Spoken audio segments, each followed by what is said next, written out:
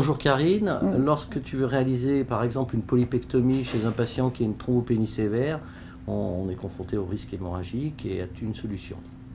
Donc j'ai sélectionné un travail sur l'utilisation du lusutrombopag, qui est un agoniste récepteur de la thrombopoïétine, parce que chez le malade cirrhotique, il y a un défaut de synthèse hépatique. Donc c'est une étude contrôlée versus placebo. Donc les patients recevaient par voie orale le lusutrombopag pendant 7 jours.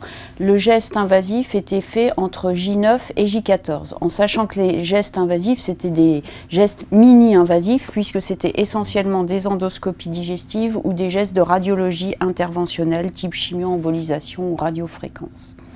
Donc les résultats sont plutôt encourageants, puisque dans 70% des cas des patients recevant le lusutrombopag, ils n'avaient pas besoin de transfusion de plaquettes.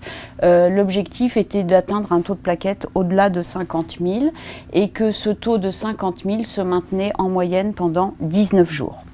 En termes d'effets secondaires, il n'y avait pas de différence entre les deux groupes et il n'y avait pas plus de thrombose dans le groupe qui recevait le lusutrombopag.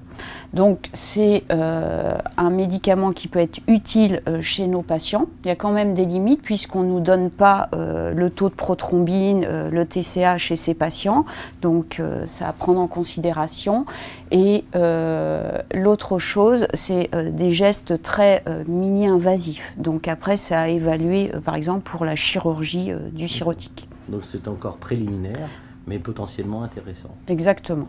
Je te remercie, Karine. Merci.